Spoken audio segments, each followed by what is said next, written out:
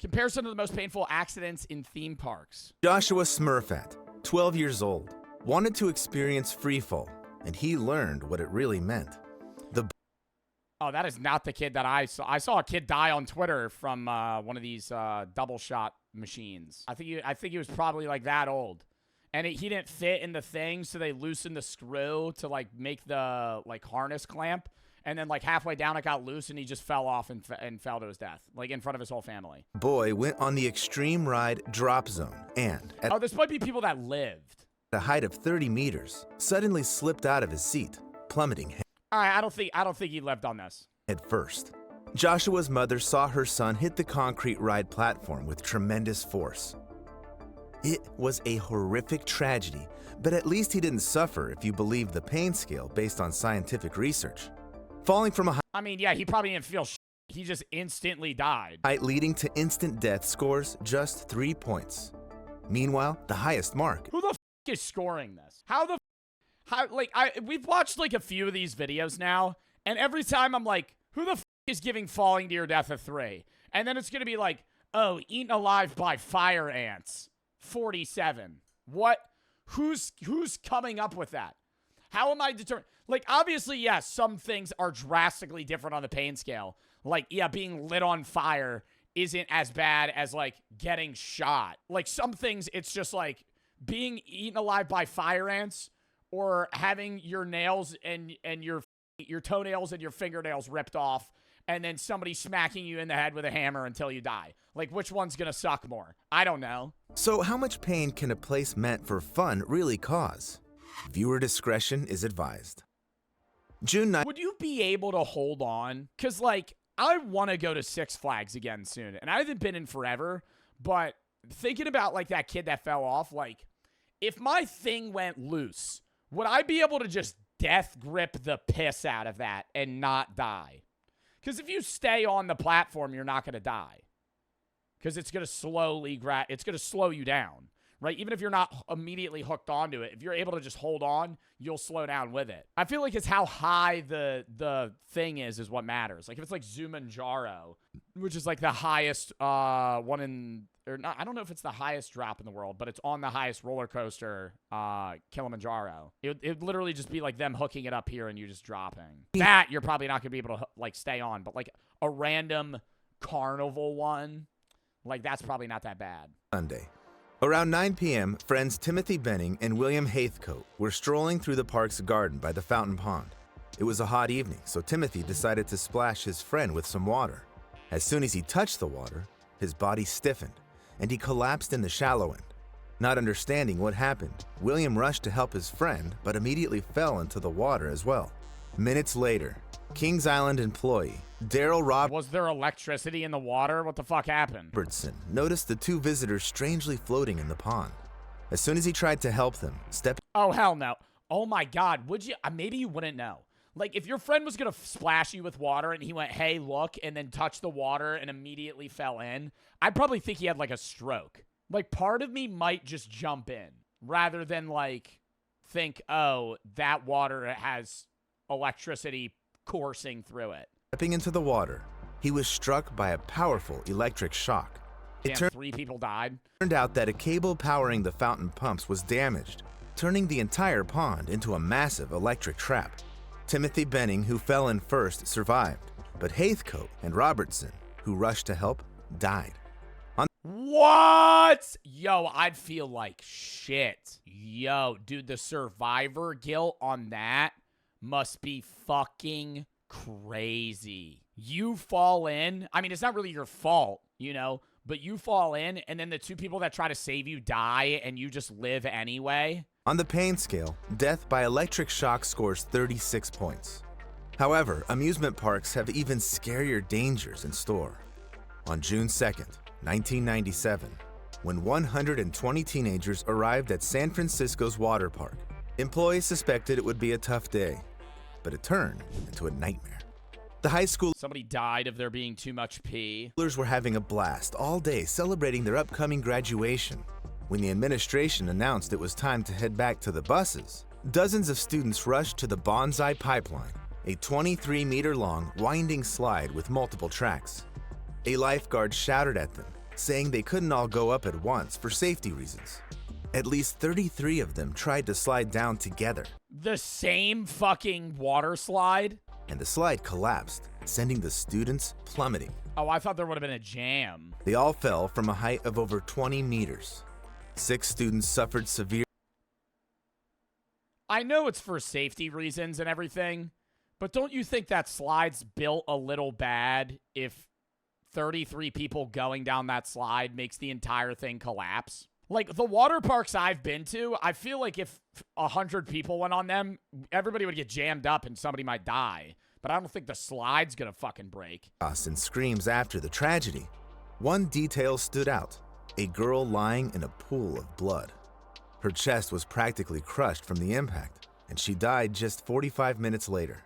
I guess during that time, the poor girl felt agony no less than a gunshot to the chest.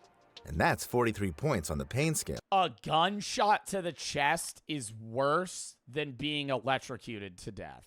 Like, I don't know about that, you know? Like, if you're living 45 minutes, yes.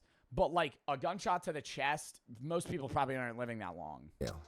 On another continent, on October 25th, 2016, a different water ride I was just about to ask, are all of these at water parks? brought even more agony to its visitors. That day, Kate Goodchild, along with her partner, Ruzi, and brother Luke, took her daughter to the popular Australian amusement park, Dreamworld. Around 2:20 p.m., they all went on the family ride, Thunder River Rapids. This ride is essentially How do you die on Thunder River Rapids? I thought they were going to say the water flume or the water log. an artificial river where rafts with visitors move along, They probably fell in the water and got stuck. surrounded by exciting scenery.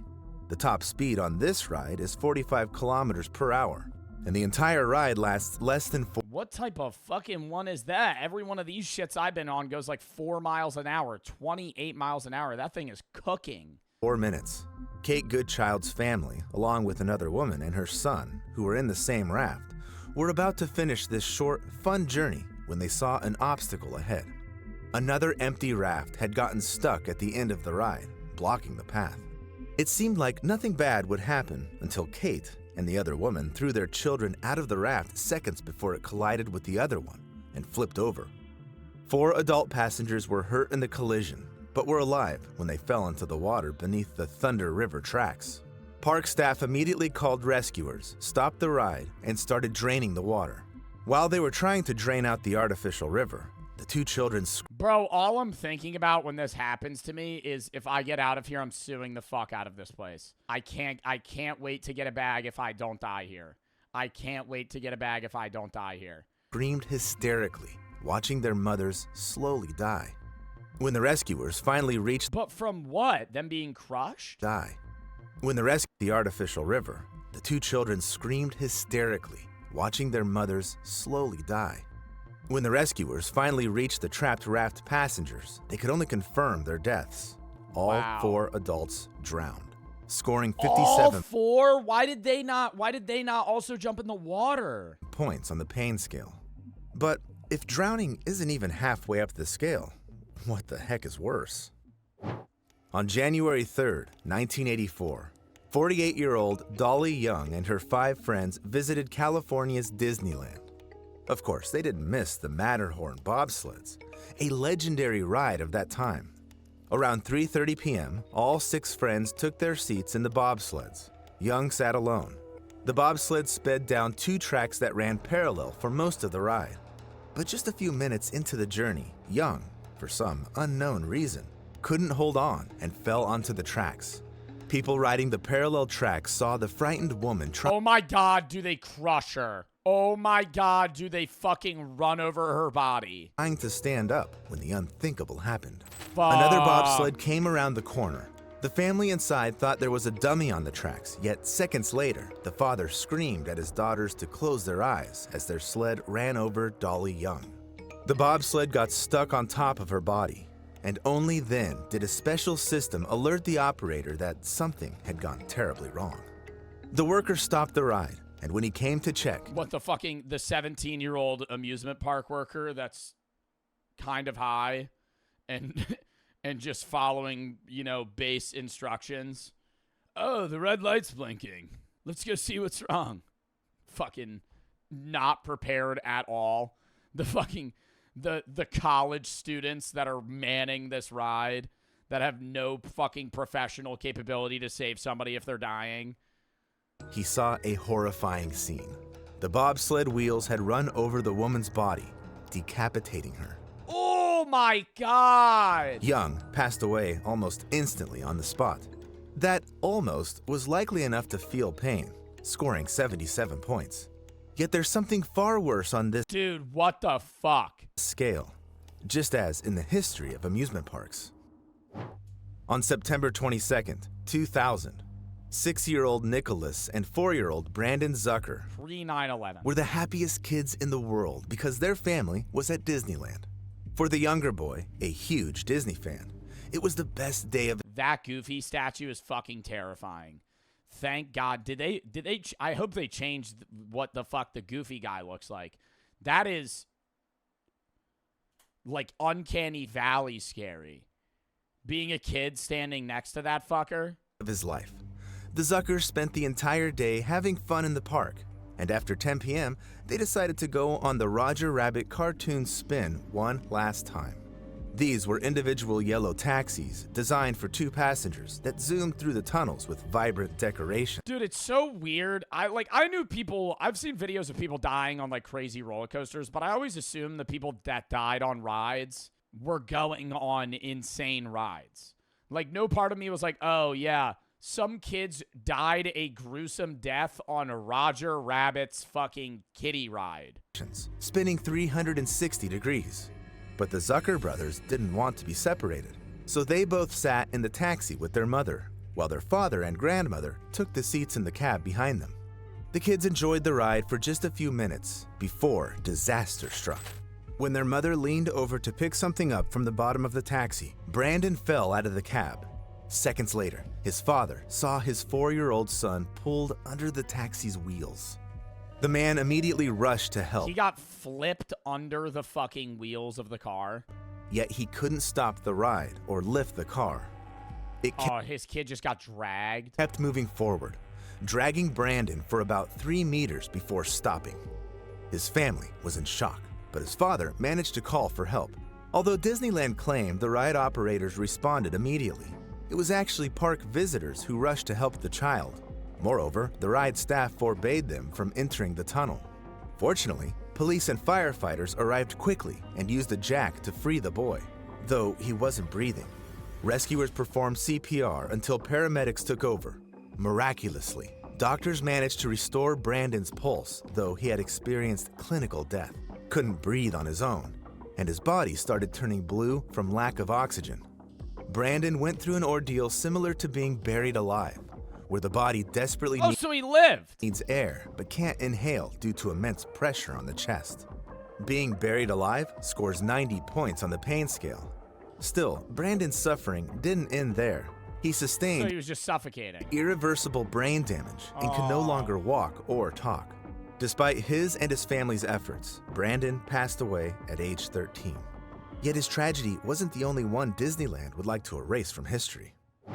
On July 8th, 1974, Debbie Stone, a college student, was incredibly happy as she headed to work, planning to get engaged. She worked as a hostess on the new popular Engaged? In college? show America Sings at Disneyland. Hey, good for you. This show featured individual musical numbers performed on rotating stages. To change scenes, the walls on the left side moved toward each other and closed, separating one stage from another. 6 such stages rotated This was 50 years ago? Yeah, but still. in turn, with the It's like when you talk to your grandparents and they were like, yeah, I had my first kid at 19. I'm like, what? the audience at the start of the show and bidding them farewell at the end. That evening, Debbie Stone had this role. Around 10:30 p.m., as the previous show was ending and the stages were changing positions, a visitor heard a chilling scream. It was clear this wasn't part of the show, so ride operators rushed to the theater and saw a horrifying scene. Was she getting crushed in between the scenes? Debbie Stone had been crushed between the walls of 2 stages. I think after such a tragedy, most bones in the body would be broken and internal organs damaged. On the pain scale, this would be almost identical to being caught alive in a meat grinder, scoring. Where are we fucking comparing these, dude? Where are we fucking comparing these? Okay, like, she got crushed by theme park fucking scene changes, and now we're immediately transitioning that to getting grinded by a meat grinder. Both are gonna be fucking painful. Where are you pulling this rabbit out of the hat? Oh, I'm gonna compare this to being lit on fire. 96 points. We're almost at the last maximum point on this scale, but there are still 2 terrifying stops along the way I want to tell you about. The star attraction of Luna Park, Sydney in the 1970s was the ghost train. There was always a massive line for it. So it's no surprise that brothers Craig and Damian Godson decided to use their last tickets on this ride late in the evening. At 4 years old? Yo, I would have never gone on a fucking ride called the Ghost Train when I was like fucking 4. I wouldn't have gone on a ghost train ride when I was like 10, dude. Their dad, John, joined them while their mom, Jenny, opted to grab some ice cream and wait for them at the exit. Little did she know, this decision would be fateful. Around 35 passengers boarded the ghost train that night. They all set off into dark. Did they all die? Tunnels filled with eerie decorations and special effects. That day, the smell of smoke and a creepily realistic fire in the fireplace added to the atmosphere. 4 13-year-olds were especially thrilled by the scares. Unlike their 12-year-old friend, Jason, the ride operator pulled Jason out of the car just before it entered the tunnel. The kid protested, but a moment later realized he'd been saved from a real-life nightmare. Right then, black clouds of smoke appeared at both ends of the tunnel. At first, the riders thought the smoke was part of the special effects, as was the small fire from the. Bro, that's like when you hear that Seth MacFarlane was supposed to be on the fucking flight that crashed into the Twin Towers on 9/11, but got up too late and didn't make it in time. Like, bro got pulled off off the fucking ride and was like, nah, I want to go on it. I changed my mind. And then just immediately sees the fucking worst thing. When they realized what was happening, they started jumping out of the cars and running. By around 10:30 p.m., the ride was completely engulfed in flames. Jenny Godson, wringing her hands, hoped to see her husband and sons escape the trap. Jason Holman stood nearby, looking out for his friends. Unfortunately, they all got lost in the dark tunnels meant to scare them and burned alive. On the pain scale, death by fire rates about 101 points. But you know what I'm going to say next. Theme park visitors have endured events more painful than any mentioned so far. Teenager Caitlin Lassiter spent a hot June day in 2007 at the Six Flags Kentucky Kingdom with her friends. There, they had a ride similar to the one Joshua Smurfat fell from. Oh, the fucking swing ride, dude. That's always the scariest ride in the fucking world. Which I mentioned at the beginning. Superman. Those weak-ass chains holding you in. Tower of Power stood 54 meters. Oh, this is literally just like a double shot. Tall and reached speeds of 67 kilometers per hour. The essence was the same, lifting people in seats up and then dropping them down, braking just before hitting the ground. Caitlin and her friend enjoyed their first ride on Superman, Tower of Power, and surprisingly, decided to go again since there was no line. However, the second ride turned into a catastrophe. As the seats rose just 6 meters, a terrible noise and sound like a whip crack was heard near the ride. In the next second, a cable fell on the girls, wrapping around Caitlin's torso and neck. Oh my fucking god, dude. The placement on that shit is insane. The teens dude, that's like the seat you chose, too. Screamed, yet the seats kept rising. Only when smoke appeared near the tower and the air filled with the Did it hang her? Smell of burning did people around panic. It took the operator 10 more seconds to hit the emergency stop button, but it was too late. The seats with passengers plummeted downward. Caitlin managed to remove the cable from her neck and torso. Still, it wrapped around her legs, and within seconds, it severed both her feet above the ankles. Doctors miraculously saved not just the girl, but also she lived! Her right leg. Despite this, she effectively endured the traumatic amputation of both legs, scoring 110 points on the pain scale. Oh my god, bro. Her feet got fucking ripped off, dude. What the fuck? And she lived through that. Yo, that would be like literally just disassociating the entire time. You fucking, both of your feet get fucking thrown off. You would just be like, that'd be straight shock. But if losing both limbs and even your head isn't the worst on this scale, what hits a record 140 There's something worse? points? Unfortunately, this was felt firsthand by an 11-year-old girl. Wow. On March 7th, 2016, Elizabeth That's not recent. But like, dude, I thought most of these were going to be from like 1982. Gilreath visited a festival in Omaha, Nebraska with her family. Of course, the rides were what fascinated her the most. Among them was the centrifuge ride called Royal Crown, which Elizabeth eagerly rode with other kids. Soon, the fun turned into a nightmare. Elizabeth slipped from her seat, and her long hair got caught in the ride's mechanism. These torturous moments lasted for several minutes until Elizabeth fell to the floor of the centrifuge. A bystander rushed to help, but first had to stop the ride with her bare hands, as it kept spinning even after being turned off. When she reached Elizabeth, she realized the girl had been scalped. Skinning alive is considered one of the most horrific forms of torture, scoring a record-breaking 140 on the pain scale. I'll add here that She didn't die. Yeah, I was going to say, she didn't die. Elizabeth survived, and doctors managed to partially save the skin on her head. Now, she's learning to embrace her new self. I wish none of these disasters had happened, but if you want to know about the dangers lurking around... Dude, that is fucking insane. And that's like slow, too. That wasn't like one rip and it came off. That would have been like a slow peel.